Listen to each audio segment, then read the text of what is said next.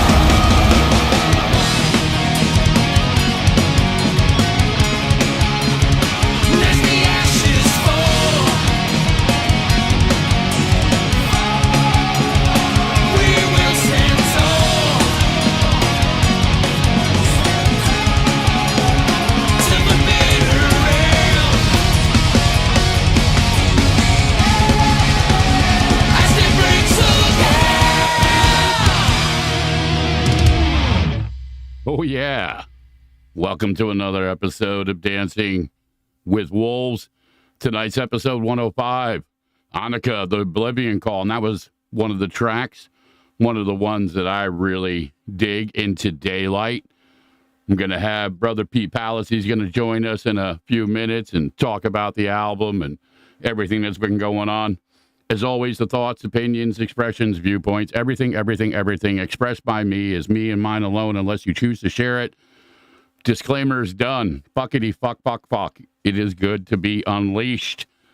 For those of you who don't know, these guys have been around for a few. I was originally turned on to them some years ago by another brother in Brooklyn who passed that not long ago. Brother Josh and John Shatsky, a.k.a. Turbo. Turbo used to do a little thing online called Bull Spike Radio, and he had an event that he did for many years called Rock Against Dystrophy, the RAD shows. That's where I originally heard Anaka, and I've been listening to these guys for many, many years, and it wasn't until recently that I was actually in a situation doing broadcasting that I could actually give something back to these guys. So they've been on the show. We got a chance to get together last year in Saratoga Springs, and they will always have an open door here because they really show you what metal is supposed to be. It's about family. It's about commitment. It's about all these groovy things that sometimes gets lost in the mix. But let me tell you, these guys, and I've seen them perform live, they are the real fucking deal. So everybody out there that's Anaka fans, yeah, tonight's all about Anaka in an uncensored environment. For those of you playing the home version, I'm sure you can see the little ad up there. They're doing an album listening show tomorrow on WSOU 89.5. For those of you who don't know, that's Seton Hall University. That's a Jersey college station. I listened to that station for years living in Jersey. I knew a couple of guys way back in the day. They were big in bringing metal into the scene. And, you know, I've had conversations, speaking of which, my buddy Scott Palengra out there. We were talking about this. A lot of music really used to be generated from the underground elements, the college radio stations, the low power stations. And then as internet radio became available, you know, people started pushing it out there. But SOU has been one of those groups that, you know, even though they had their religious programming, they had a lot of DJs that were deep in the metal scene, and they were always pushing stuff. They were playing fucking Slayer and Maiden and Merciful Fate and stuff that completely went against all of the religious doctrines. But Seton Hall's credit, they allowed them to do it. Now, some may say, hey, you know, it's changed over the years. Yeah, well, guess what? Everything fucking changes over the years. But they're still making an impact. Tomorrow night, 8 p.m. Eastern Standard Time, they're going to be on SOU doing something similar to this. I don't know if they can get away with the language, but hey, that's neither here nor there. You can listen to them on iHeartRadio. Always take an opportunity to support the people that bring this type of stuff to you. Okay? Take what you need, leave the rest behind. I want to shout out a bunch of folks out there. Brother Scott's like, yeah, I got beat up by many because I was into it so deep. Yeah, listen, I had a few of those moments too. I guess it goes. It's par for the course.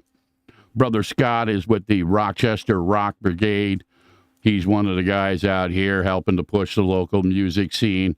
I want to shout out my witch shy. Yes, there will be no tarot readings, no raising of the dead, no fucking spells tonight. She'll be back tomorrow night, 8 p.m. Eastern Time, for that type of witchy shit. And then she's got a show on WRFZ 106.3 FM Thursdays through the Veil. And right after that, my brother Ed Contini of the infamous Contini Context has his Over the Edge show from 3 to 5. Now go home and get your fucking shine box. I've been waiting the past couple days to crack that out. It was part of our Sunday fun day Get around, have some fun. Brother Dave Agnito in the fucking... Hey, listen, here's another cat from the Jersey scene. He knows what I'm talking about. He danced in many of the circles. His band, Incognito Theory, has been on. Unfortunately, we haven't been able to play him, brother, because your new record label shoots down all of us podcasters. So you may want to have a conversation with them, man. That's the only reason I can't play you on the podcast anymore. So, yeah. Talk to your people, talk to my people and stuff. We'll get you back on the podcast. But, yeah, they clipped us last time we played your stuff, my friend. But Dave's actually a really cool guy. He's got a really cool band. Check him out as well, too. My mother's dancing in the shadows. A lot of great people. My brother Brian Judah, station manager over at WRFZ. Mama Diane, Mama Ativia. I got my sisters out in Wisconsin. Jessica and the Oracles of Babylon. Woo, Malice. So,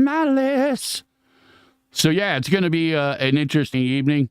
Pete's a really cool guy. I've had the pleasure of having many conversations with him over the past couple of years between shows and everything that's going on.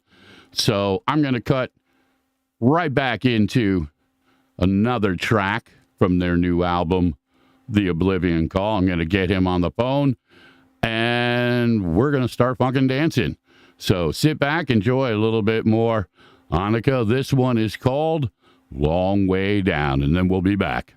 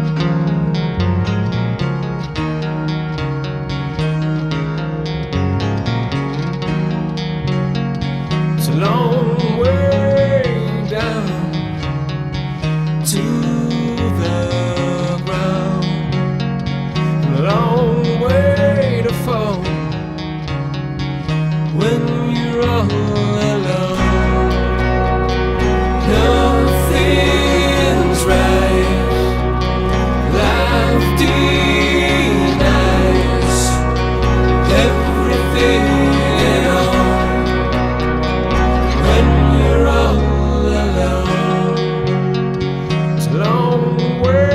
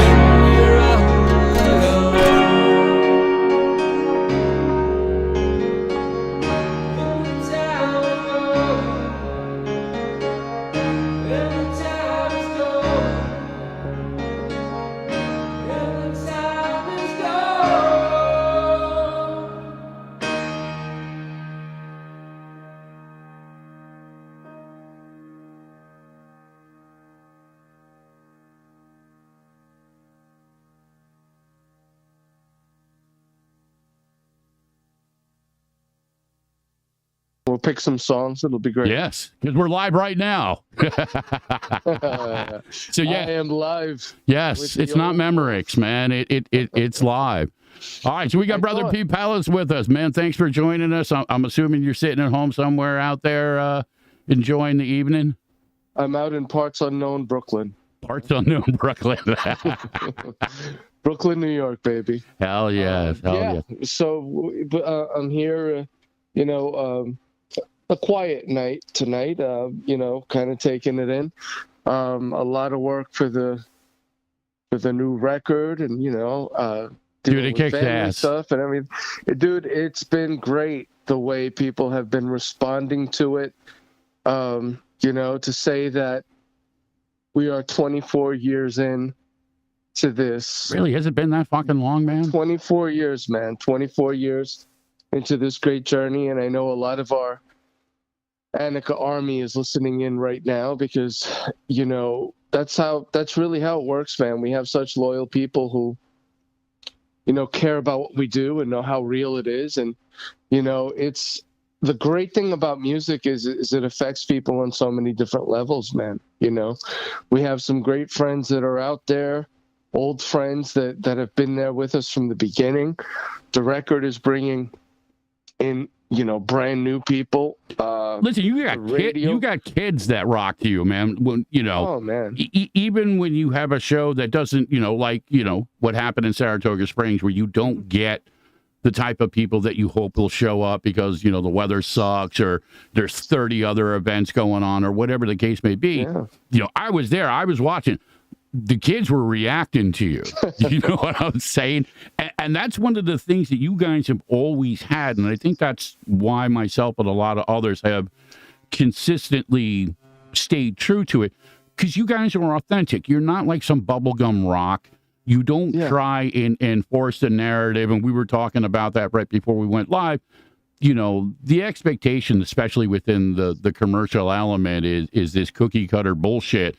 Metallica releases an album and they want everybody else to sound like Blackened. And it's like, get the fuck out. It's just, the people sitting at home eating potato chips always have an opinion. But you guys have you've done what you believe, regardless what anybody else thinks. We've always kind of evolved forward. And for us, we did it a little different than a lot of other bands do. Like if you go back to the beginning, to the very first of the 6 albums, and you listen to Down Devil's Road, there's an intensity to it. I would say it's a hard rock, heavy metal record. There's a lot being said, like really in depth in terms of like straight to the soul lyrically, and that's never changed with Anaka. But we've done it different in that I think that we've gotten heavier as we've evolved. And again, that's not something that we sit back and we try to hammer away at. And let's just make sure this song is heavier and the other, the next song is heavier, and we got to be heavy. And it's like we are what we are because of the intensity of the band. But I mean, if you really get what Anaka is about, it's really pays tribute to all types of music. The music goes from death metal to thrash to, bluegrass and blues. It could go. I was going to say, you guys had a little bit more style. I heard a little bit of things like Into Daylight. You know what I mean? Has that different kind of opening. Oh, yeah. You know what I mean? So you guys have never been afraid to play around with it. And I know you and I have talked back and forth, just from the guitar element of things. Rock metal, be it death metal, black metal, thrash, whatever you want to call it, all ties back into the same generational pattern from early blues to rockabilly to, like you said, hillbilly bluegrass music. Yeah. And, it's all related.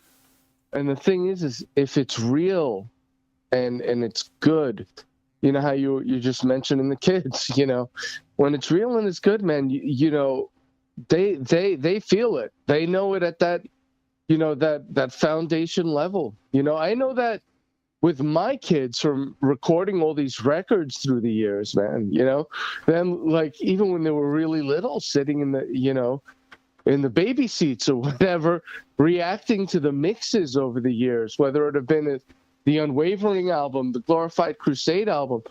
It's incredible to have, little people around reacting to what you're doing, because they react on such an, straight to the point. That moves me. There's something awesome there, Well, you have a real connection with it. You're one of the guys, and you've been on the show before. We've had conversations. Yeah. It's easy to talk. It's easy to pretend, you throw the spikes on, you do this, you do that, and you come out there. Yeah. But walking the walk, beyond just being a musician, because you're not one of those angsty kind of, I'm just going to go out there and be an asshole. You're a father, you know what I mean? You actually enjoy people. You like talking about music, the influences.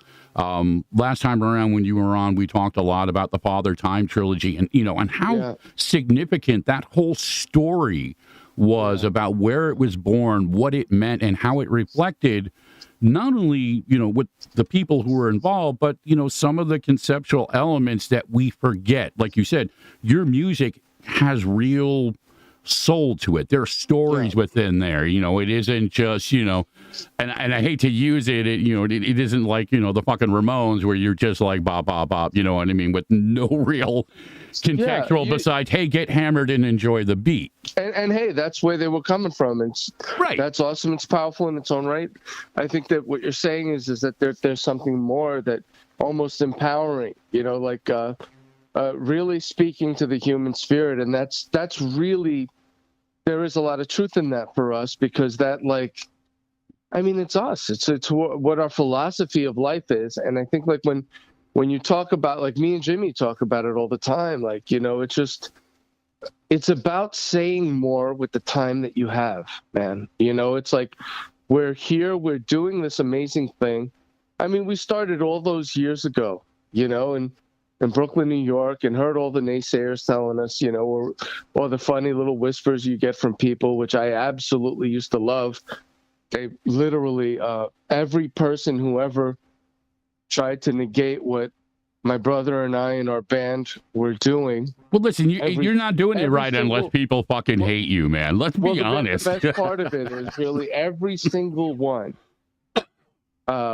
We owe a little thank you to, because they helped us get to where we are. To imagine that all these years later, we will have, shared the stage with,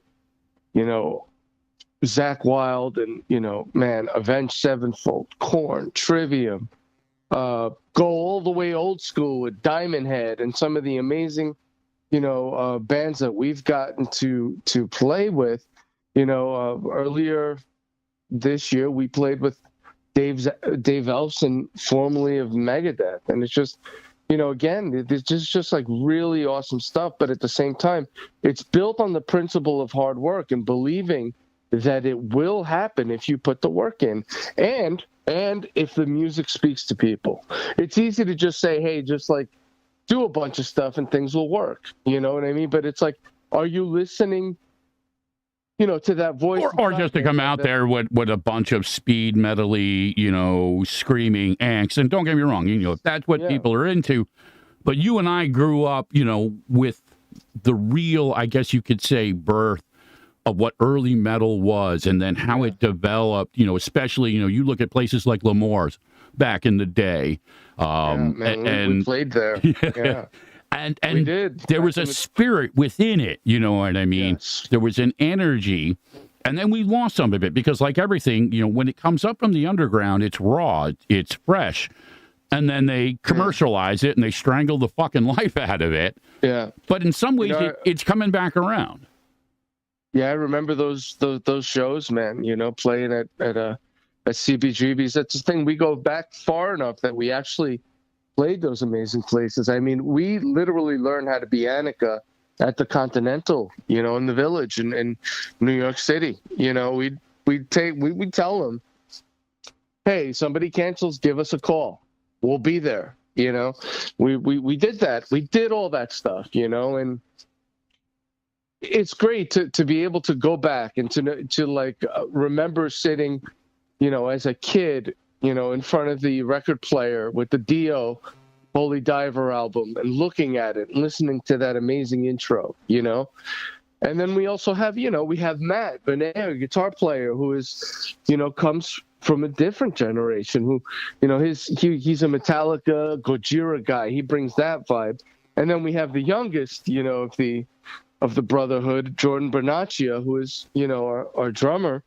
I mean, there's just such a wealth of not only like musical history for us, but the idea that we want to honor that music. You know what I mean?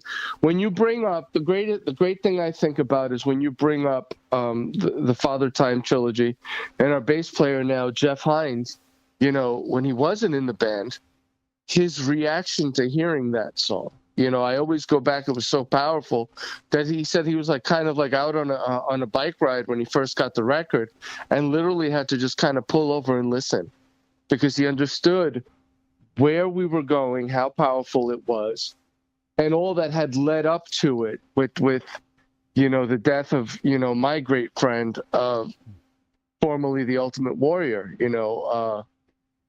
That was a tribute song to him. So to see how like the music really affects people. I mean, there's people right now that I know, like I converse with today, that I know they're going to be listening in, who have been with Anaka for almost the whole time, man. And these are people facing multitudes of challenges in their lives, whether they be health, whatever, you know what I mean? But to know that you're helping somebody kind of get through and understand, hey, man, you're not by yourself. We're all feeling this. We're all dealing with that, with difficulties in our lives every day, But music kind of brings all of us, to a place where we all know that, we kind of all have the same size soul, man, and the same size spirit, and that's why we connect to it. It's ironic. It's ironic you put it that way, because I was just thinking about it, and the narrative have jumped in my head, and it's one of your tracks. You have consistently giving voice to the faceless. If you see where I'm, going, and it's something you talked about. Like you used the Father Time trilogy, and one of the things that really stood out to me. And, I look at the little side things like you do, because it's easy to create illusion out here. Yeah. But it's the little things many times that really defines who a person was. You could have exploited that shit outside, inside out. You didn't. You put it out there for what it was. You made it a point to say, hey, this is what it is. But you didn't, come out there like a vulture, or come out there and say, how can I use his death? You purposely structured it more low key, I think, in many ways. And I'm just curious, was that something that rattled around in your head? Would be, the perception? Because I know a lot of guys will do that and be like, hey, I'm going to put a song out for our veteran. You know what I mean? It's just like, you don't even know a fucking veteran. You're just capitalizing on the low hanging fruit just to hopefully get people to listen to your shit. Yeah, and you did it reverse. It was never the intent. It was literally and honestly about if you guys go back and you listen to the Father Time trilogy, it's on the Unwavering record for anybody who hasn't heard it. It is a tribute to my longtime friend and mentor, Warrior, formerly known as Ultimate Warrior, from the WWE legend. He's a WWE legend. Yeah, it wasn't about doing that. It wasn't about making money off of it. That's why we didn't release music videos, this, that, or the other thing. It was really, truly trying to find some kind of closure in some way after losing somebody that to me and to Jim was our childhood hero, who we then years later got to meet, know as a friend, and even create his theme song for his final match in Barcelona, Spain, called The Ultimate Return. So we had an amazing friendship with him. I was literally with him the weekend he passed. I had flown back to New York the day he died, and he had flown back with his family back to Arizona after an amazing weekend, returning to the company, the WWE, after a lot of fighting. Yeah, that was that big show they put on, right? And a lot of healing, just like, hey, man, let's just get to this together. The Ultimate Warrior deserves to be in the Hall of Fame. And, he came back for that. He was in the Hall of Fame. Literally, the man was amazing, just invited me to be a part of it and to sit at the Hall of Fame, in the row of empty seats that had the Warrior, friends and family tag on it, to see how many people really he didn't invite, and to be one of only a few of those people in all the seats they had for him really spoke to me about the trust we had and the brotherhood we had. You know what I mean? It was like just a massive row of, empty seats that said Ultimate Warrior, friends and family. And the man, if you knew him, you really understood that he held so closely the people that he trusted, and there were so few. So it meant so much. So to me, the Father Time trilogy and releasing it was about his fans and giving them a little closure, because if you listen to it, Warrior recites Emerson. Oh, that ending poem is incredibly powerful, because it isn't just like he read it. You and I know the nuances and how people talk, and you can pick up the energy. And it meant so much. It meant so much. That's who he was. So people get a chance to sit back and listen to that stuff, man. It's so great. Honestly, if you listen to, on the new record, the Oblivion Call, if you have a moment to listen to the song Ballad of the Fallen, nobody really knows this, but there's a lyric in the Ballad of the Fallen, which was from his last correspondence email that I read, which after all went down that weekend at WrestleMania 30, him coming back, he said, well, boys, he goes, Judgment Day has come and gone. And that line is probably one of the last things he typed before he died that day. And it's on the Ballad of the Fallen. So the connection that I'll have with my brother, Warrior, will always be there. And I know that people will always want to talk about it. And it really is a tremendous, awe-inspiring, story of a kid who met his childhood hero. One of his heroes. With all the stories about what a hard-nosed, difficult person that he is, I will tell you that me and him never had a bad word between us. And all I ever heard was about how proud he was. Well, listen, this goes to the narrative sometimes that we have to, as performers, entertainers, we have to play a part. Even I do when I do FM radio, I have to kind of wear a mask. So he literally wore a mask a lot of the time. But you and I both know, because we were friends with Jimmy Snuka up until he died, because he did a lot of stuff through the Under My Skin for Life Foundation and the stuff that connected back with Turbo and stuff. And, these guys got taken advantage of. They were just completely, beaten up after just years of physical abuse to entertain people, to make people laugh, to make people smile, to give them something different. But you had that more personal connection. And I know, again, because, you talk about it consistently with the same type of perspective. You know what I mean? Like, your story hasn't changed over the years, if you dig where I'm going. The man, so he had a painted mask, but I'll tell you what, he wore a shield because the man had a code. And how many people would have walked away from the millions of dollars and the fame just on principle? I mean, this was a person that really had a lot to offer the world and did. You would not believe how many people to this day will message me, and want to tell me their story. So that, about Warrior.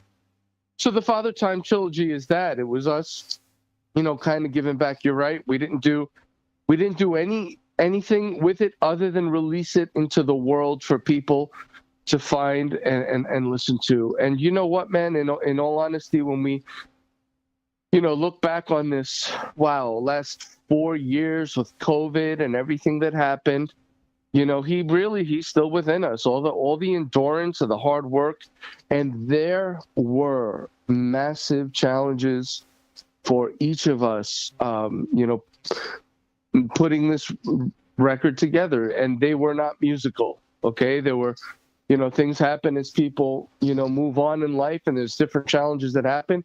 Everything that happened with COVID, we started the record in very late 2019 in November.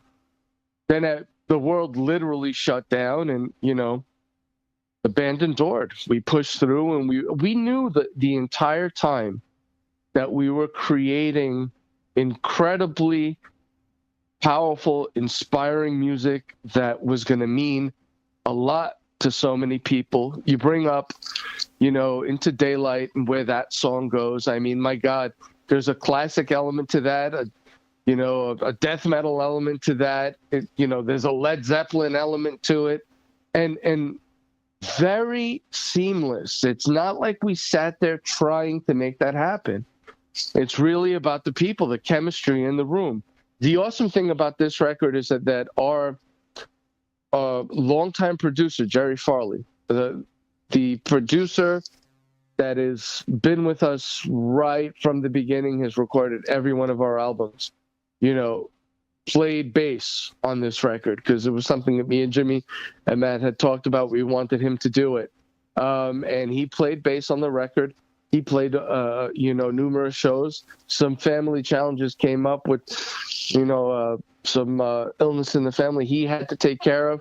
So, now we got our brother Jeff on board doing the live stuff. But I will tell you what, man, listening to that bass growl on that record and what Jerry did, it's just going to live on in just the legacy of what we've done as a band.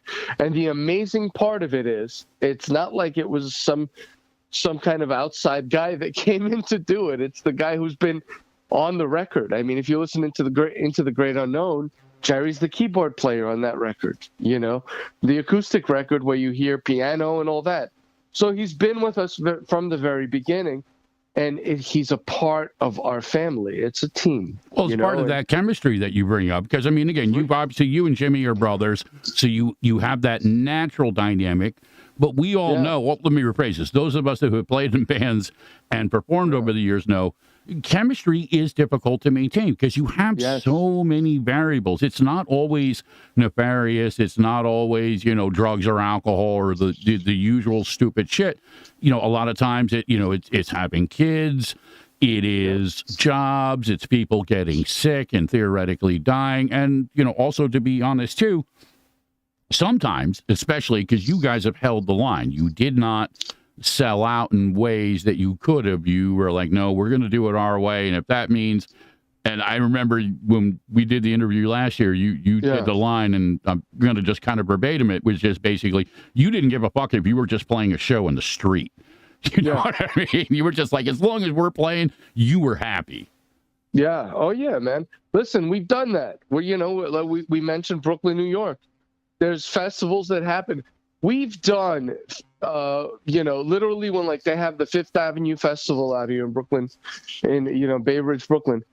Dude, we will take our Mesa Boogies and our Tamas and our live set that we play at Starland Ballroom and at Irving Plaza and at Gramercy Theater, and we put it on the damn concrete in Brooklyn, New York, in the middle of the street, and played to hundreds of people in Brooklyn, man. That's how much music means to us. That's how much the connection to where we come from and the connection to the people, My brother always talks about it, like, we're always with our people. Like, if you come see us, for example, Saturday, we are playing one of the really awesomest venues in Long Island. We're headlining Stereo Garden on Saturday, this April the 27th. And I'm going to throw the promo up for that one. Yes, here we go. Saturday, April 27th. Yeah, we're playing out there at awesome venue called Stereo Garden. It's a loaded concert venue, and it's massive. And you'll find us out in the crowd with the people. We're not a backstage band. We are there because the people are there. So, whether we're, headlining Gramercy or we're doing any of these things, our concern is being with the people because we are them. We are the fans, man. And it's just like, we might be on stage, but it's all about the back and forth, between us and the Anaka army. Hey, look, it sounds silly, but that is a real term, and it's a family of people literally all around the world. When we released Erase, things really changed. I don't know how many times I can tell you, just walking in the city, I had a guy just come to me and be like, "Oh, I'm from Argentina, man. I saw Rust and Jade on TV and I saw Erase. Awesome." And I'm like, whoa. You know what I mean? It's like the music videos have really done, over the years, but between Music Choice and Video on Demand and all the different video platforms, they've really done the job for the band. Me and Jim, we just did an interview with Metal Hammer Greece, which is going to be incredible because, me and Jim, our singer, my brother, we're born and raised in Brooklyn, New York, but we come from Greek ancestry, my Athenian and Spartan Greek ancestry through our parents and grandparents or whatever. So it was really cool to sit down with Metal Hammer Greece and just go over that, how, the connection to the culture and all that. So it's like, it's incredible how much songs like Erase and The Glorified Crusade and Deathborn and all those songs opened the door to, bringing in all these fans, and people that we can interact with. And well, it was also a reflection, I think, of the commitment. You guys were, you were playing, you were out there. But one of the things, and I remember this from back in the day, and you guys have consistently done this, you will play with just about anybody. You'll give anybody a fair shake, and you've always made it a point to bring in bands that aren't necessarily always going to be able to get the stage, just like we've all been through. So, you keep that green in the element because you know what it's like. So you're not one of those guys. To open the door. It's good to open the door and try to inspire and remind people. And people, do this music thing and they walk around thinking that they're competing and they don't get it. That it's really about building a scene. It's not about competing, Well said, my brother. Well said indeed. Yeah, for us, honestly, man, people will ask us who's playing, and I tell the people who are booking us and to make sure to really help out and get some bands on that deserve the help, but bands that are also willing to do the work, because really when it comes down to it, right, the night of that show, you can ask me who's playing, but I'll tell you I know that I am, and that's the most important part of all of it. We're not competing with anybody. In fact, we are absolutely competing with ourselves. Our last performance and just making sure that we do what we do to the ultimate degree, and that's how we've always done it, man. Like people don't know the inside stuff, that you played one night and you had, Jimmy played literally with pneumonia once because we couldn't cancel. People don't know that. The rotators and all that stuff, nobody knows that. And the reason why they don't know it is because it's not important. You play through everything because of the love of music, man. You enjoy it still. I mean, even after all these years, it's something that you look forward to. It isn't a drag. It isn't something that's a burden to you. You know what I mean? But also in the framework, and you use the reference, a couple of times, it's a family element for you. Yes. You've incorporated into your family with your brother and the people around you. You've taken it to the element of the community, obviously representing Brooklyn there and representing well. But it isn't, again, about all the other things. One of the things you mentioned when we talked last year and you were finishing up the album is that you guys have really started to really expand now in producing your stuff and not going with, some, fly-by-night label type of thing. You guys are doing your own stuff. Now, how is that progressing for you? Tell us a little bit about that.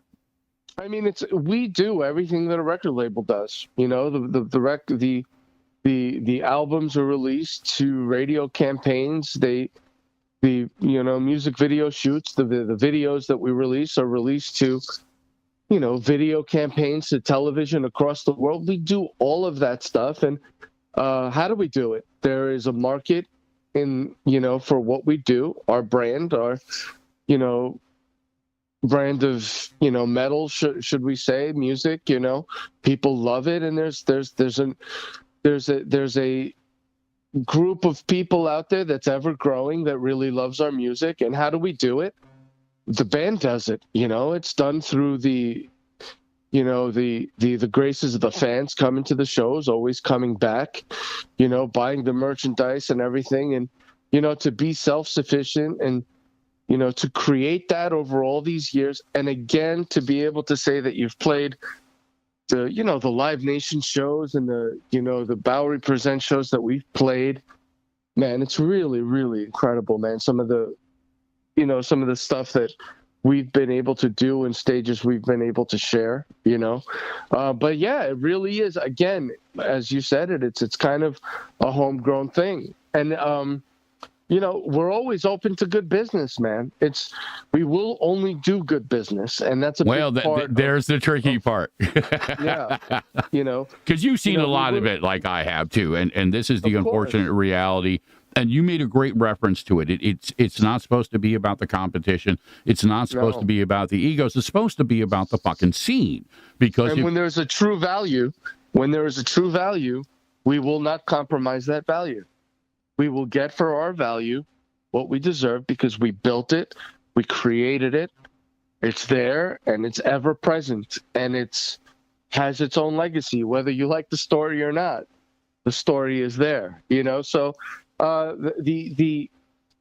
that's a huge aspect of it, and it's ever growing. Every day there's a new challenge. I mean, to watch our brother Jordan Bernaccia record his first record, and to work through the process under all the stuff that happened, in the world these last few years, and to literally live it anew, and to see this person, when we started, he was a child. You understand? When we started the band, he was a child. Dude, that is the best testament to it, though. I mean, one parent to another. That is really the truest definition of family. I taught my kid to play guitar, and the only thing that brought me back out, and Chris Miller and a whole bunch of people who were in the audience who remember that was why I came back out. Yeah, he started in the band at about 25. But if you think about our history, think about what that means about how old was he when Anaka started? The band is 24 years old. So it's incredible to go back and understand that there's a legacy that was born literally when the band started, and now is killing it on drums for Anaka, the way he was always meant to do. And, it was awesome, reliving and watching that process like anew for all of us through his eyes, and through the stellar work that Jordan did. The learning that he did, the learning curve that he had to go through, the self-belief that he had, because I'm telling you, when you get in the room with us, it's I'm not going to sit here and talk about masterclass or anything like that, but when you get in a room with us, you have to step up to a level where there's no, let's see if I could do it. There's only, we're doing this thing and it's happening. And that red light. You're doing the full on Yoda, do or do not. There is no fucking try. there is no backing off of that red light when it's on in that recording studio. Well, that's an old school dynamic, because that's really many times where it has to be born. You know what I mean? Yeah. Because anything else after, if you, it's like bread dough. If you fuck with it too much, it won't rise. Yeah, man. You know what I mean? So it's about also understanding and living in that moment. I have a funny, thing that I always remember when it comes to what once that success started showing itself to where Erase started making real headway, Back in 2010 when we released the record, people were like, oh, they're paying all these people. Who are they? It's like, who are we paying? What money do we have to pay people? And Jerry used to be great about it. He was like, did you hear the song? How is Anaka doing this thing? Why is this thing on MTV? How could this be happening? They must be paying. They must be doing this, that, and the other thing. And again, it's sad because the idea that you could make some amazing, I don't want to say shit, man, but amazing shit happen. No, listen, call it for what it is, because this goes on will. And the idea is, well, there's got to be a trick to it. Yeah, the trick is shut up and get to work. That's the trick, right?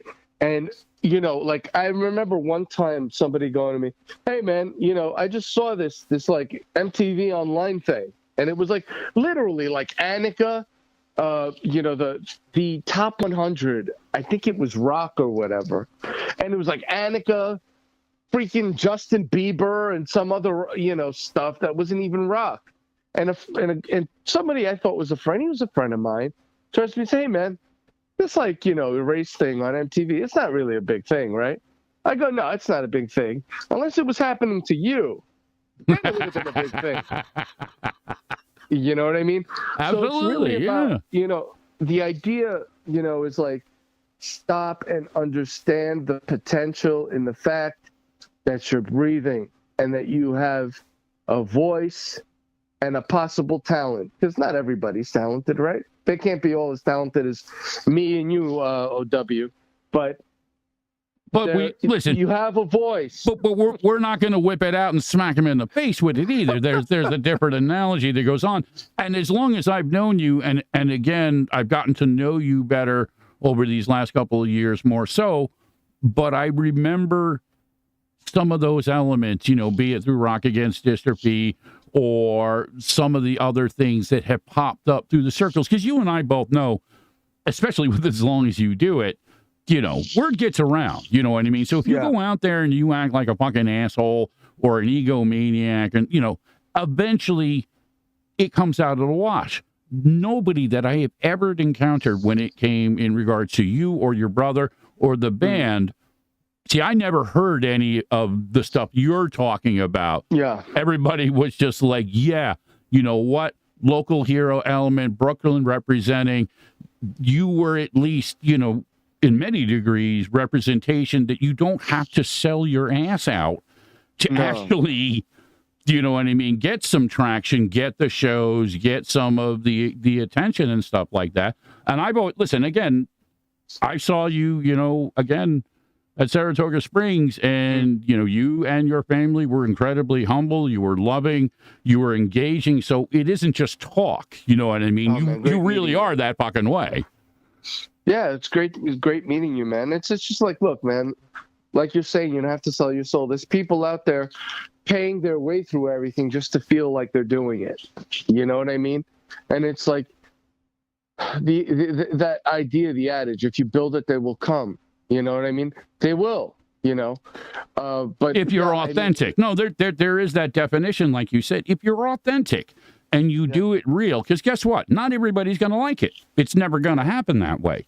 But the people that you touch, it affects them in an honest, real way. And that's where, people will listen to bands, you know what I mean? You mentioned like Led Zeppelin. Led Zeppelin didn't become famous just because they did blues rock. A lot of people were doing blues rock at the time. They put out music that touched people and that people related to.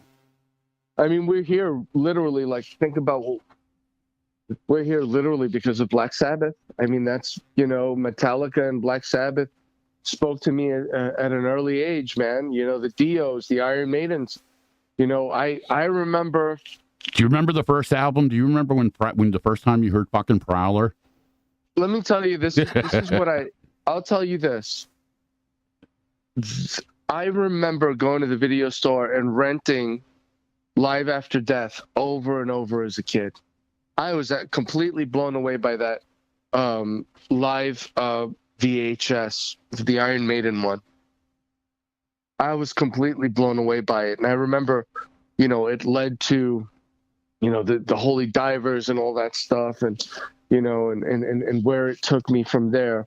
But there was an awakening in that time back when I was a kid that I still feel that stuff today. I mean, we just had Sunday, we had a tremendous rehearsal. And what are we doing? We're just getting ready for Saturday.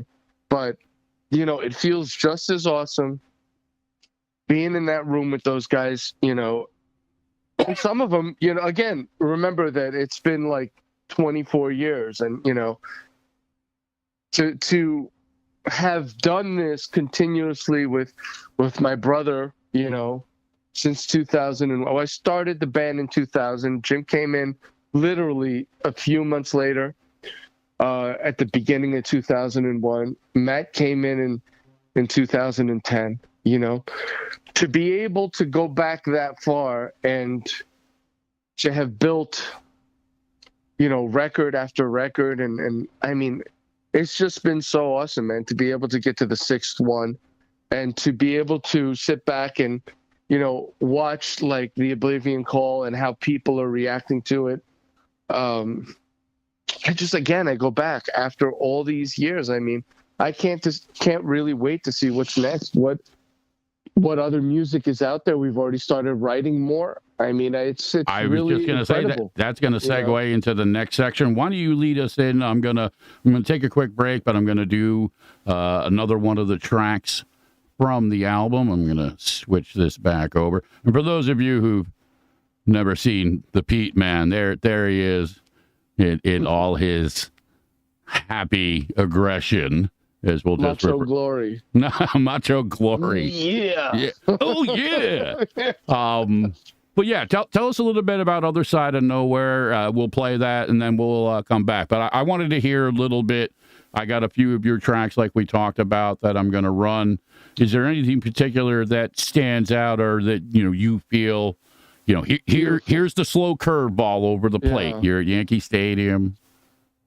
Other Side of Nowhere.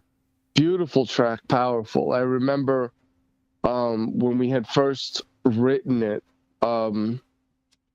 Jimmy started singing those vocals, and I knew that there was something there because I remember it being in the car and listening to Heaven and Hell, the Black Sabbath song, and thinking, I got to do something like this. You know what I mean? And I think that in some form, that thought led to this song. And I know that Jim was very passionate about that first paragraph intro there that he wrote and everything. And, we wrote that song together lyrically. I came in kind of with that, the chorus, the second verse, and that middle, which is so freaking powerful when you sit and listen to it. The idea there is really to listen to Jimmy's vocals during that amazing harmony part that happens, that Sabbath harmony that happens in the middle. There is a lot of Black Sabbath vibe on this record, as much as there is a Slayer vibe and a Megadeth vibe and a Iron Maiden vibe and some fast playing. There really is a place where we go that we pay homage and we live in the moment of Black Sabbath and those slow, dirgy, awesome riffs that we love. Hell yeah. Yeah, I mean, listen to Jimmy's vocal delivery and almost like the freaking opera yelling in the background that was just, Jimmy is always looking for a new place to go vocally. I mean, he literally could do anything, as you can see. He can scream his ass off. He can go to the most soulful places with his voice. And then like he can literally almost go up to a place where he sounds like he's a tenor, man. It's incredible. And it's only because of the continuous search for that new challenge, that new angle that you could add to the work and to the art. And that is one of those songs that like really touches the soul. People love that song. That great outro, We're All Lost, man. it gets me every time. I'm very proud of that song. Beautifully said. All right, so we're gonna take a dive to the other side of nowhere, and then we'll be back.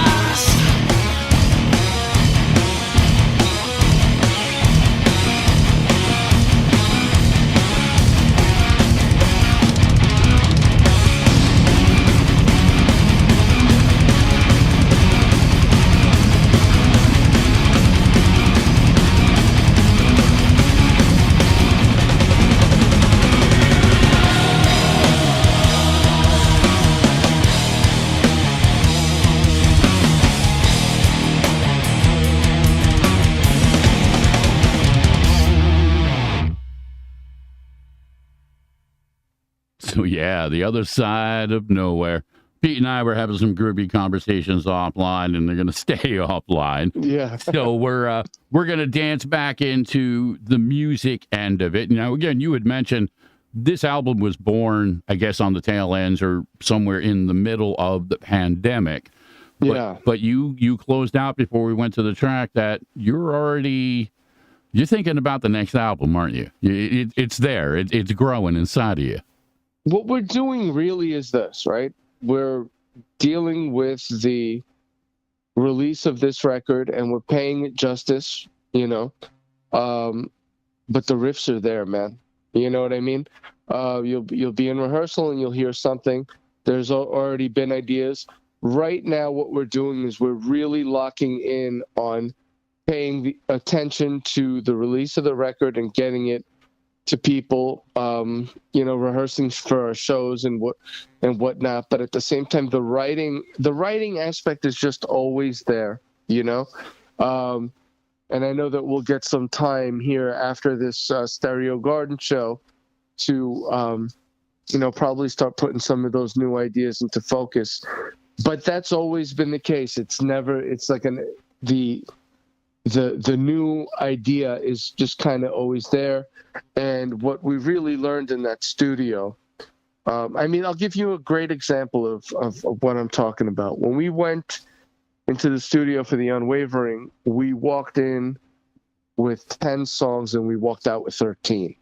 On this record, there's a really beautiful song called Long Way Down that wasn't even meant to be on the record. We were at rehearsal and Jordan started playing the piano to something. Jimmy started coming in with some melody and I was like, hold on, what is that? And then before you know it, there is a brand new song that's going to be on the record. So that's another really incredible story, a song that's on the record, The Long Way Down,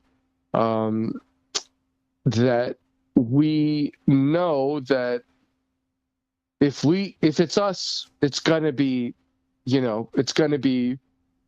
powerful. And that's what happened there. Like, we're able to walk into a studio and just know that it'll be right if we're just kind of true to ourselves and the player makes the part, so to speak, I could go back and look at the beginning all the way up until the, Beyond the Ecstasy, the last song that was put on the record.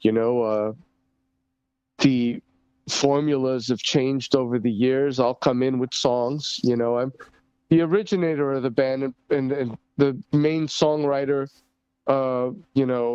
over the years, music-wise and lyrically.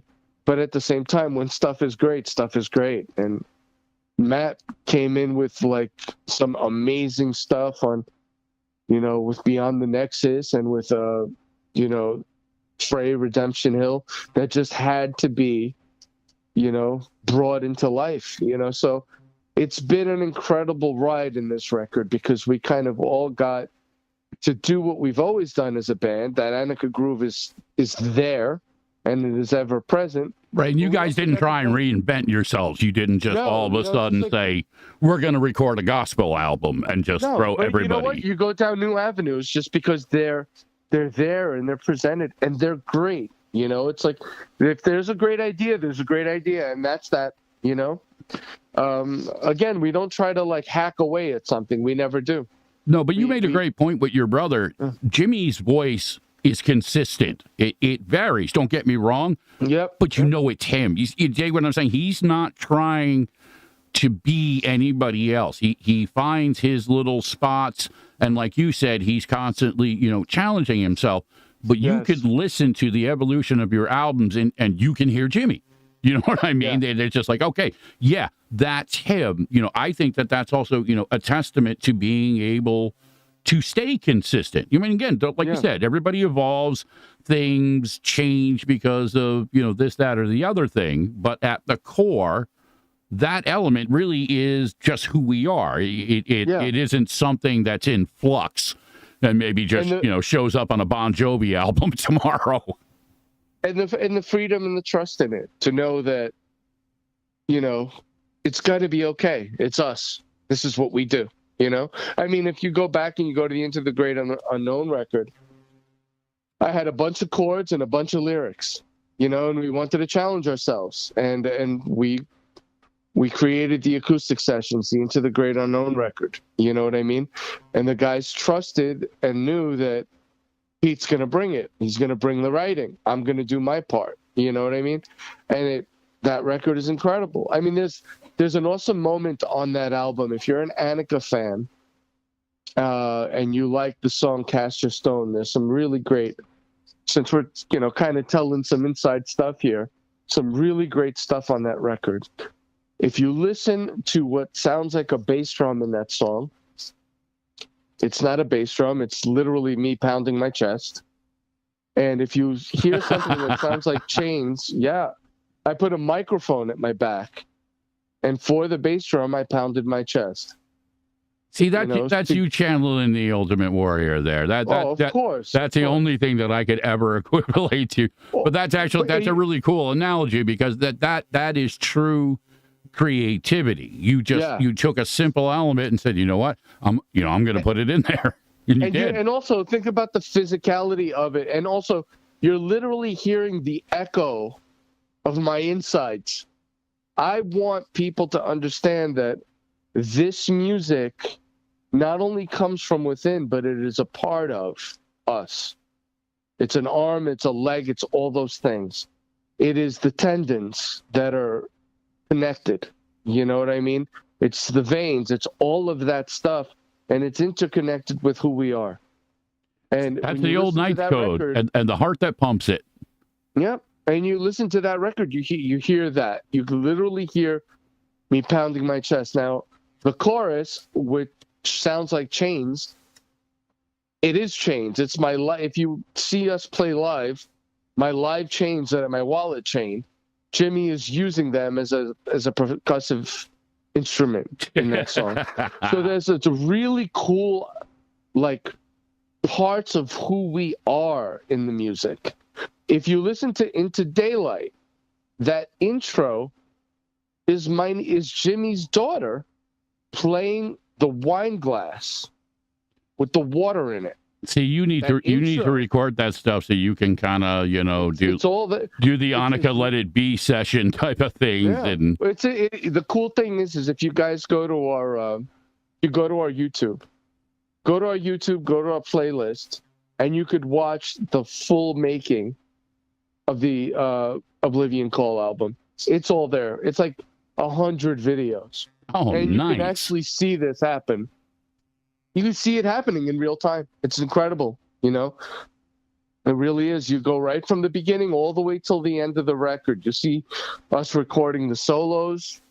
You'll catch solos there that have been done, in literally one take.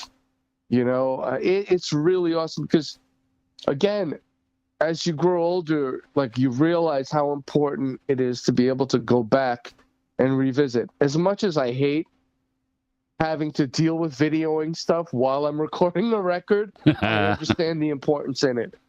But definitely go to our YouTube. Anaka. See, I'll be honest, I didn't even know it was there, and that's a beautiful testament. It's why I started doing the podcast, was to not just do this stuff, but to put the inside element of it. I started putting out some of the stuff when I was working on my album with my son, and I was trying to create some type of dynamic that was actually me versus somebody else's interpretation of me.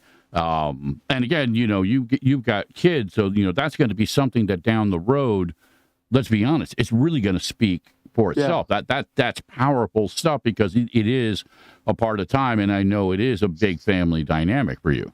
It's where we were, it's what we did, and it's recorded now, and you can watch it. It's it's a historic timepiece for us, and through all of that, to be able to now go and watch it. And again, like I said, it's not easy because you're in the middle of a focus, but at the same time, it's also very important to live in that moment and understand how important it will be moving forward. What it means that you created the record, a record that will speak long after each of us are gone. You know, it'll speak for us. It'll remind people what we did while we were on the planet, and you know how intense we were, how much we cared about what we do live. Man, that the process in the studio, you know, it's all there, man. You know, that's what the great thing is I find that when you play a show now, all you see is the phones staring back at you. You know, it used to be that you would see people. But what I say about that is that I know that, again, it's about changing with the times. Those videos and those photos and all those things that happened during those shows, they're the proof that we were there, that we did it. You know what I mean? Think about all the stuff that we do without the proof, man. You know what I mean? Well, there are There's moments, so you know, and especially as a performer, you lose them because you're up there performing. So a lot of times you don't really get the same reflection as those of us, you know, again, same analogy, you know, seeing you guys perform live really put it into a different element, you know what I mean? Because the energy was palpable, it was real, and the dynamics of how you interacted and everything else that went along with it. So, you know, sometimes those elements can only be captured in particular kind of ways. You'll remember it, they need to be, man. Because I mean, think about some of the greats. Think about sports, man. Think about Muhammad Ali. He's gone, but we still have all those videos, right? Think about of one of our biggest inspirations, me and my brother, Michael Jordan. Every day I watch Michael Jordan. That's right. You're a big basketball guy. Yeah. You know, I'm not much that I'm a basketball guy anymore, but I was just so inspired by that absolute greatness and the work ethic that it took, and the signature mastery of moments, you know. And he meant so much to me and Jimmy. He does today. He always will. But imagine if that stuff wasn't recorded. It would literally be the proverbial dust in the wind. It would be passed along in stories, but yeah, there wouldn't be a real context. The visuals. Right. Now you have people trying to change the narrative in the media because they got to keep making money, right? They got to keep this, they got to keep this thing going. They got to keep the sport moving. They got to pretend. But you go back and you watch it, you literally saw a man fly. You know, and not even float, which was insane. Yeah. You know, but, you know, no matter what happens and no matter how many times in life, and that goes through music or just your everyday life, no matter how many people try to change that narrative, the truth is always there, you know, and it will always... It'll speak for itself. It will always speak loudest and for itself. Exactly what I was going to say. Yeah. You know? But that's also, again, it's something that's reflective, I think, of an inner character element. Because you and I have had this conversation before. It's easy to pretend. It's easy, you know, teach a parent to recite scripture. In many ways, the world is conditioned almost to it. If you don't play the part somehow, you're less than. And you've really, you know, for most of your life, been a living example that, it doesn't have to be that way. You can have all these other things, enjoy it, and still be true to some other things. Man. Right. Yes. You could do it all. And nobody gets to define your success. They just don't get to do that, you know. You could do it all. You could do whatever you set your mind to, but again, you have to do the work and you got to make it happen. It's not, I really need this to happen, and I really need to be as comfortable as possible while it's happening. And if it doesn't happen, then somebody screwed me over. That's really not how it works. Tell you what, every time we play, we feel those 24 years. And you know what? It feels freaking great. Yeah. You know what I mean? It feels great. Every time we play, I always say to the guys, boys, remember, it's not a given. Go out there and enjoy it. Because it's not a given. It was earned and it was built, but it was never a given. You know? Let me ask you something, and again, just one parent to another. Again, especially having kids now, are you looking at the dynamic shows a little bit differently? AKA, shows that maybe you would have taken 15, 20 years ago that today you're just like, you know what? Yeah, no, I think I'm going to go to Sesame Street with my kids. You know what I mean? That type of thing. No, but I'll say this. No, because we believe in doing it all. We'll do the show now. We'll go to Sesame Street later. You know what I mean? That's that. There's no blockades, man. When you have the right people in your life that love you and understand that you have a talent and a love for music, and that the music is just important as everything else, they understand it. And it's like, you have to have the right people in your life. I mean, I've heard people tell me, I had to stop playing music, man. I'm kind of married now. It's like, what? Well, listen, sometimes the context for me, I was a single parent. So it was just like, you can't drag a 4-year-old to fucking L'Amour. Yeah, but you still got the music in your heart and you still play when you can. Well, listen, you know what I mean? Sometimes it's just being about honest. You were very, very honest about, you weren't happy about the things you guys were going through in the pandemic and then coming out of it, but you stuck to your guns. You held the line. You recognized that, okay, this is what it is. All I got to do is just hold the line until I get through it. So sometimes we have to make those choices. And you made a great analogy in the beginning of the show. Family always has to come first. I know you're the guy that, certain things, it's always about the context. If you can find a way to make it work, you'll make it work, but you won't compromise certain elements of things anymore. No, family always comes first. And at the same time, family is the band. It's an incredible thing that all of us have become a part of this band. And that's not just the 5 of us or, the 7 or the 10 of us. It's all of us. It's all of us. It's our parents. It's our significant others. It's our children. It's the Anaka army. Real. It really is. It's you. It's Steve Claypool, who's one of our fans for the longest time. I know he just messaged me before he loved the Life After Death album as I'm sitting here. I saw it, brother. I saw it. See, that's what it means, man. It means those people are equally as important and they're a part of this band as anybody else, man. It's that honest connection. You can't bullshit your way through it. It doesn't matter how much you pay. It doesn't matter how much you jimmy the numbers, no pun intended, but you get where I'm going. Because, a lot of people will, especially social media is an illusion. A lot of times it doesn't always really translate into the same things, but from what you've done for as long as you've been doing it, that certain things, again, will always repeat. You'll see people at the shows, you'll get messages from people, they'll consistently be looking, asking, hey, when's something coming on? Because I've been on you the past couple of months. I was like, when's that album going to be ready, man?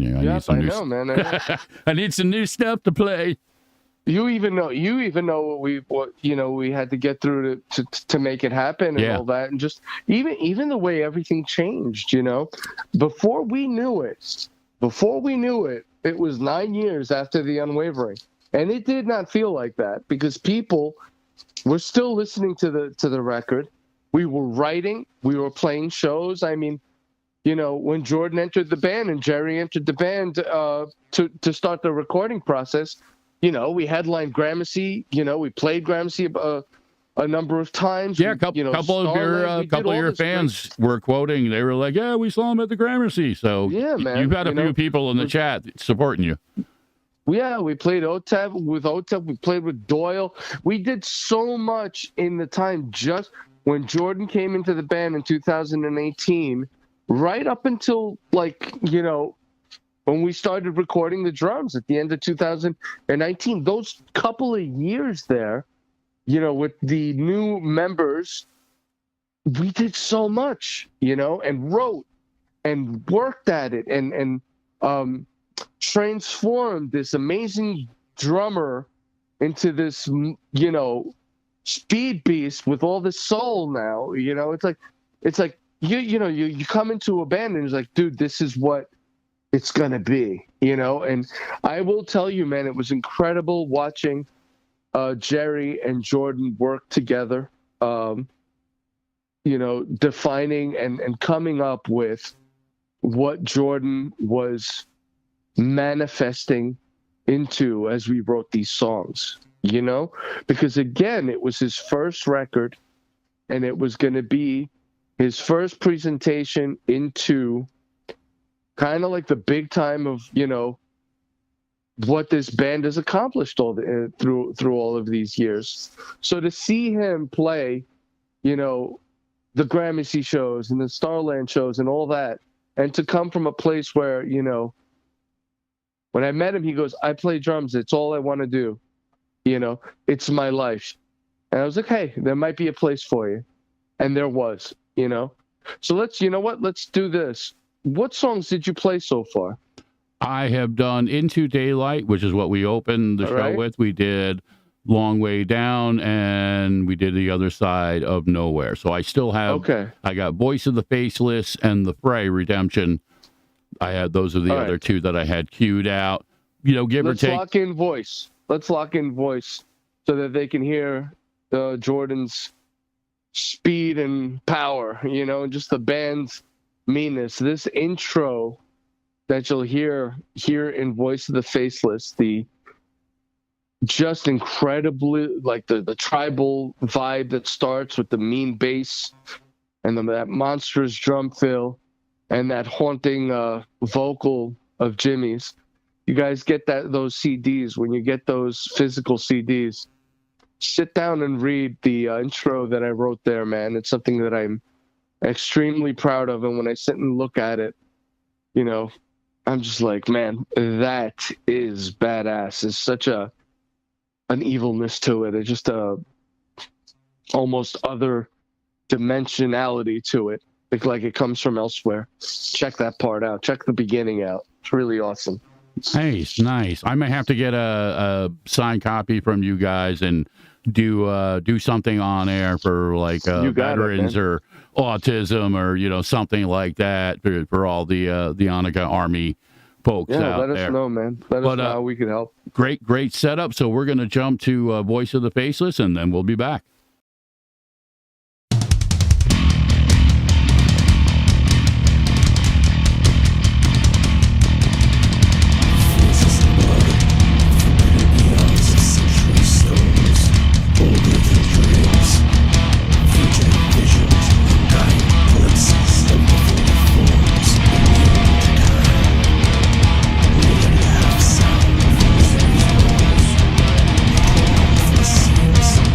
We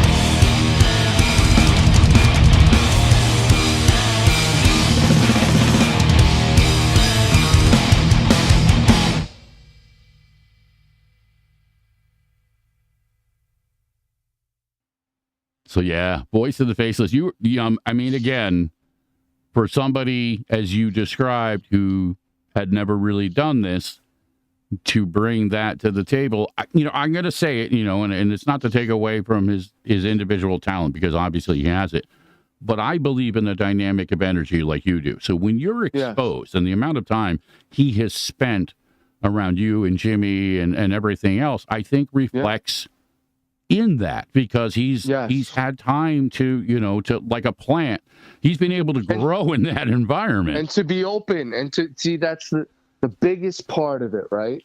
Is to be open to the idea that these dudes have built it, they know, and I'm here, and to be open to the idea, to be open to learning, to be open to the suggestions, and to be open to the vibe that follow this feel and it will be like literally a new path. And I'm so proud of what Jordan did, on the record, and I look forward to just all the years ahead, as brothers, and seeing what we'll do next. Sitting and watching Matt go through the process of recording some of the most amazing lead playing I've ever seen in my life. And again, I've seen, great guitar players, or some of the cool duels we got to do as guitar players on the record. There's a couple of songs where I solo and Matt solos. I think Dead of Autumn is one of them, and Into Daylight is another, where I go and then Matt goes. And to be able to hear the difference, in the playing, Dead of Autumn, I really wanted to go for a very deep Skinner vibe, and to be able to go there and to hear it, man, to hear the forefathers in the music, you know what I mean? To hear the whisper of another time that inspired you to take it in and to make it a part of you.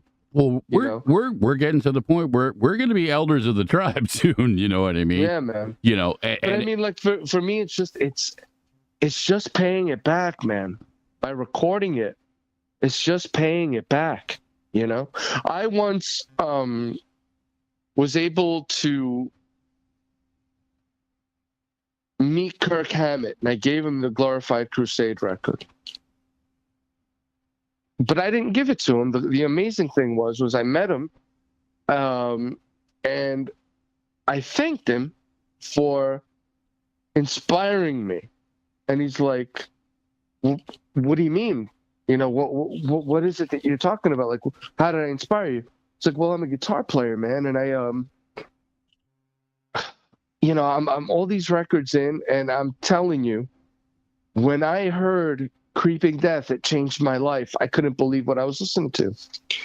And he's like, "I just finished the record. Well, do you have it?" I was like, "Yeah, I got it. Can I have it? Can I have it?" I got to hand Kirk Hammett the Glorified Crusade record. And it wasn't because I told him I wanted to give it to him. I'm actually signed to Kirk's KHDK guitar pedal company. Mm-hmm.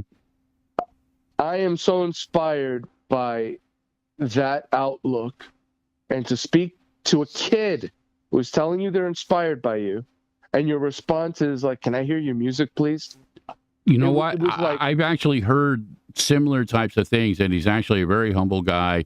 He very much tries to stay connected to what's going on. And even back in the day, the early days of the Old Bridge Metal Militia, I've met people subsequently who said he's always been that way, even back in the crazy early days of what was going on. And yes, this is actually live. Somebody's like, "Hey, is this live?" Yeah, this is live. It's actually happening right now. But we're doing this right now. Yeah, it's happening. But it'll be archived if you want to go back and listen to it at a later point. But this is Peter Pallas here with the old wolf. You hear him howling in the distance. Yes.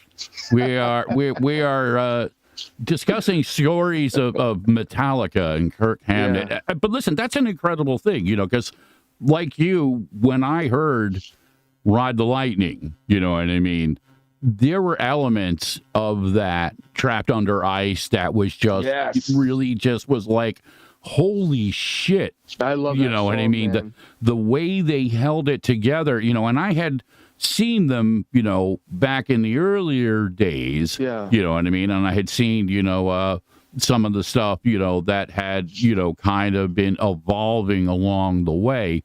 But like you said, that really shifted, you know, man. some of the elements. I use the same analogy, you know, when I heard the first Maiden album, I was just like, you know, that double guitar element of theirs was just... Those harmonies, man. Oh, powerful. And, you know, and it was just like this new kind of, you know, it had the punk element to it, but it was, you know, it was a harder, thrashier type of thing.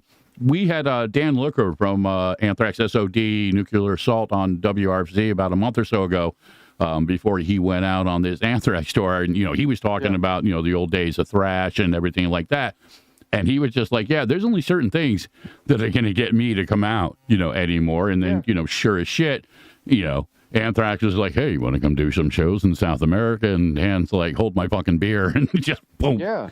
You know, but there is still a deep interest in, you know, not just like, you know, the music that you do, but metal. You know, metal is not dead. No, it is not. And that's, I mean, how long have they been saying that? You know, it's literally, I mean, it's an art form. It's a powerful voice. It's a feeling, right? It's a lifestyle. It's not a pose. You know what I mean? Some people are good at posing, smoke and mirrors, stuff like that. But man, when it's real, it's real. You know what I mean? It's like, you know, I mentioned it before. Throw on some Gojira, man. Powerhouse, Monstrous, you know, Lamb of God. There's stuff still to this day. I mean, go back and listen to some Pantera, man.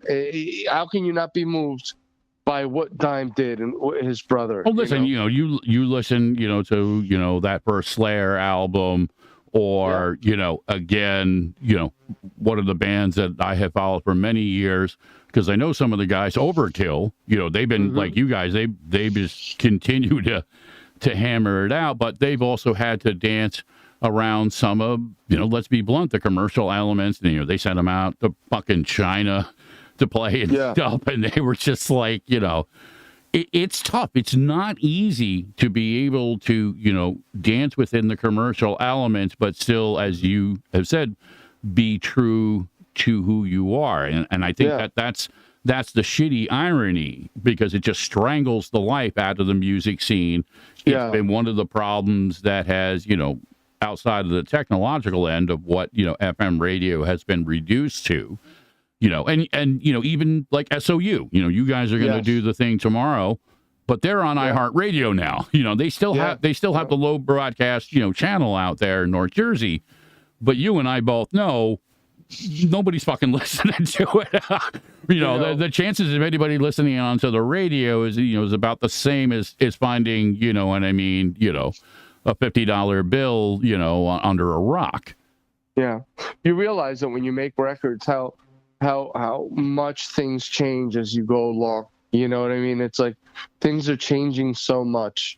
I mean, SOU to us is one of those places that kind of, in many ways, especially here in the United States. I mean, there was places, you know, in Europe that played us early on too. But I'll tell you what, WSOU literally, in many ways, discovered Anaka. You know, so whenever listen, let's be honest, it was one of the few places that you could get music on. Yeah. You know, and it's not to take anything away, but you and I both know, you know, K-Rock and, you know, the Rat and all of those guys. They've tried to model it now, but they're way behind the curve on the quote unquote local music scene. Yeah. You know, because it's only within this spectrum of rock. You know what I mean? Like everybody else doesn't count. It's, you know, the cool thing with them is that, yes, very early on, like maybe even 2004, 2005, they started spinning us. And it got to a point where there were getting so many people calling in. It created such a groundswell that we were on regular rotation there for a good 15 years. Now with the new record, they've already started spinning us. We have an interview there tomorrow, so if you guys are listening in tonight, be sure to listen in tomorrow. Yeah, definitely one of the college radio stations worth following, and with them on iHeartRadio, you can get them anywhere in the world. So for those of us upstate, New York, like I am, or if you're on Ohio, or if you're across the lake in Canada, they're definitely... It doesn't matter now. Right, right. It's something worth checking out because, like you said, they have been part of that scene here in the tri-state area for a while. A lot of bands would come down, like you said, to North Jersey, be it Dingbats or, some of the other places that have been around for years. And, there has been an active metal scene, all the way down to the Jersey Shore. And then, you back across, towards Philly. Some of the bands I've been talking to, like Bonded by Darkness and Frail, they're out of the Columbus scene. So the local music scene is pretty much the same wherever you go. So the more, again, you can overlap some of, these circles. You guys came all the way up to Saratoga Springs, you know what I mean, to do a show. So, you're not afraid to go outside the box. We love Saratoga too. And you know what? Like I told you, man, keep us posted about Rochester. We'll come visit you. We'll come play some shows out there for you. Yeah, no, listen, I definitely on my list this year to get back out and see you again. So we're going to close it out tonight with The Fray. And why don't you give us a little bit of insight on Redemption Hill? So this is the cool thing you'll notice about this song. This is another one of the tunes that Matt brought to the table that we've, jumped on and, kind of beast moded and did some really cool stuff with it. But if you really listen closely, you'll hear a history of Anaka titles and Anaka themes and Stay Wild Always and Life, Death, Glory and, Erase. And there's actually literally Anaka titles all across this song. So the cool thing about The Fray is when writing the lyrics, my thinking was let's do something a little different and give people kind of like a historic celebration of the band. And the Fray really is in a lot of ways about how it's always about the next battle. And this may seem like the final battle, but there always seems to be another one right after it. That shit never ends, does it, man? And so the song is literally about, okay, all right, I'll stop fighting. But I'm so pissed I need to keep doing this. You know what I mean? It's like, no, I don't want to stop. It's a part of my being to enjoy the moments in the battle, the moments in the turbulence. And listen, when you're cut from that kind of cloth, you really can't be anything else, because anything else literally means becoming like a Marvel arch villain. Like you and I both know what happens to people when they go off the reservation and just embrace the fucking insanity. You know what I mean? It doesn't end well. It really doesn't. And the powerful thing about it is, again, for us, it's putting a little piece of who you are, in every song. If you go in and you listen to this one, there's a part of us there where it really does. It talks about the forever battle outlook of the band, that there is more to do, more challenges ahead, and they must be faced, and it's a real thing. And it has been a real thing for this whole time, man. I mean, you could sit down and, you could go and take a listen to the Oblivion Call and really understand that song was, I remember sitting and writing it and putting it together in moments. And now when I listen to it and the tongue twisters of the vocals and just the overall beast mode vibe that, man, I hardly remember writing it, but I know I felt it, and I feel it every time. It's almost more than like it's a feeling. then it's guitar riffs, you know? So it's like, it's a hard thing to help somebody understand if they don't get it, but it really, like, it's the life force that's just coming out of us as people that you're listening to, you know?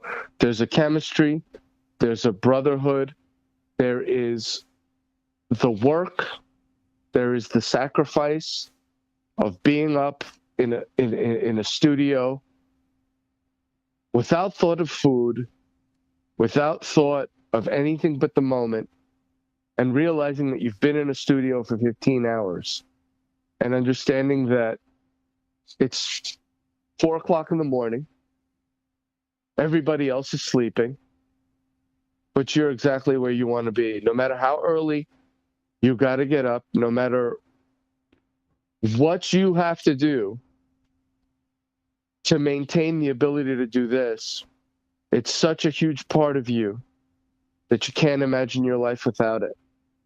For me, the incredible part of my life is all of that has been put into a history of 6 albums. And you, me, anybody, my kids, people in the Anaka Army, they can sit down and they can listen to it, and it's a storybook, and it's a life philosophy, and it's a story of these 5 guys that got together and did some amazing shit that people didn't think they would be able to do, you know? And still doing it.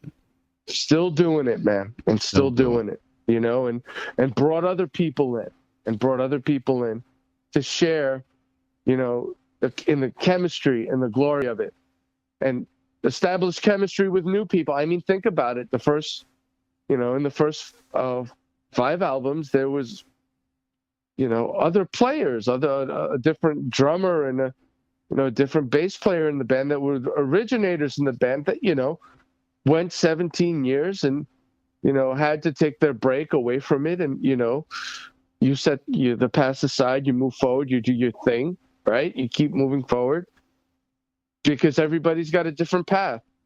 But like you said, to reestablish a chemistry and then to make one of the most powerful albums you've ever made. I mean, we're proud, but it's not time to sit there and like, you know. No, you're not going to get comfortable. You're not going to allow yourself to get comfortable on that. No celebrating. Maybe in my 80s, if I'm still here. Now, listen, you're not going to get off that easy, man. You're still going to have to be dealing it, and especially knowing your bloodline and stuff. You know, you're going to be like that old Aristotle guy. You're going to be like 145 fucking years old, still trying to explain shit to people who don't understand, you know, basic. Like, how do you do it? It's just like, you fucking do it. You have to work. You do it, man. It'll be either that or I'll be out there somewhere in the cosmos fighting a battle with Ultimate Warrior by my side, you know? Well, listen, you know, I've heard crazier things these days, man. So, you know, I would sign on to that one. I would sign on to that one because at least you never know what happens when we leave here, man. You never know. Yeah, no doubt. Listen, I think we carry elements. I think that's the beauty of energy. You've kept an element alive. You know what I mean? Yeah. Regardless of anything else, you know, with the wrestling or this or that. Your dynamic is personal. Yours reflects a different side, not only of the man, but of what the relationship was, the inspiration, how that carried through, not only, you know, from when you were younger, but as you became a man. And you and I both know this is the biggest mistake that we make as we get older, is we lose our connections. We forget what it's like to be young. We forget the past. And then, you know, we find ourselves somewhere lost in the mix, wondering how the hell we ended up there. Yeah. I mean, brother, I got to give it to you. You're still carving your own path. You're not going to just walk down some beaten street. You're like, you know what? I'm going to cut my own path through. I'm going to continue, obviously, and you already know I'm going to be spinning it on the station. You know, not only because I can, because, you know, it pisses off the right people. I'm just like, yeah, you know, let's play some stuff that's it. a little heavier, a little different. Listen, if it gets people to think, if it gets them to challenge the narrative, I'm all for it. Plus, again, knowing you personally, I believe, again, strength in numbers. Like you said, it's not about, the competition. It's like, hey, if we do what we can across the board, it's better because they're not going to do it for us. You know what I mean? That it's not. They're not. And the idea is that for people who are listening, for people who are listening, maybe there's some young people listening. Go do it. I love the saying Muhammad Ali used to say. He used to say, "Rumble, young man, rumble," and it's real. Get out there and put the fight on. Do the thing that you want to do. Live, breathe. Die in the moment, man. But as long as it's your moment and you're doing it your way, and you love what you do. Beautifully said. Listen, Old Wolf, it's always good catching up with you, brother, and we'll do this. Yes, we will absolutely do it again. I want to definitely catch one of your shows. One of the things that I'm going to start trying to do is getting a mobile rig together to start getting some really good live recordings. Because, look, it's difficult a lot of times, especially with the day and age of, everybody's got cell phones and stuff like that, to get the real experience. You know what I'm talking about, because depending upon where you're standing and the type of technology you're using, it's going to have a completely different sound. So that's one of my goals for later this year going into 2025 is to produce some, higher quality live archive recordings. But anytime you guys are around, I'm sure we will catch up soon. So we're going to close it out with the fray. Again, my thanks to Peter Pallas from Anaka. You can check him out Saturday, April 27th. And yes, that's this Saturday over at Stereo Garden. They're going to be playing with a bunch of other bands. It's one of the loaded concerts. And then tomorrow night, iHeartRadio, WSOU. You guys are going to do a listening party. So you'll hear more of the tracks. And if you guys want anything that you want to hear from us, or you want to look into Anaka, make sure you do so. And it's that Anaka.net. That's ANAKA.net. Okay? Make sure to go to all our socials. It's important you say hello. You interact with us. We want to meet you guys. We want to know you guys. We want to say thank you for appreciating what we do and getting on the, the Anaka tank, man, because it's rolling strong, and it will be doing so for years to come through our music and through all the awesome people that we know, just like the Old Wolf here, who's always supporting us. Get on our Spotify. Follow us there. Follow us on YouTube. Get it out to people, because, that's how you do against the rising of the tide, baby. I want to see everybody do awesome out there. We want to know you guys, okay? So make sure that you come to the shows, even if it's just on social media. Make sure you say hello, okay? Old Wolf, I want to say thank you for everything that you do, brother, it's my honor. Listen, thank you for taking the time to come out. I hear you, like I said before, I hear you all the time howling in the distance, man. I know you're out there. Listen, somebody's got to do it, right?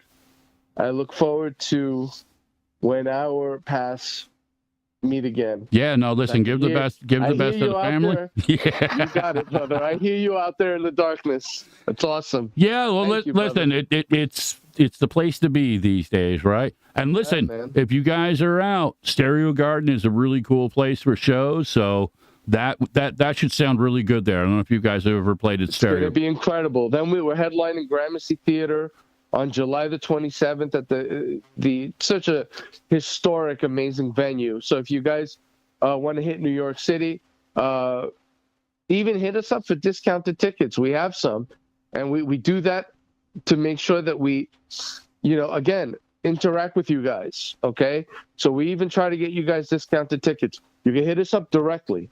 So it's all about music, man. Music is life to us, and we really appreciate everything you guys are doing. And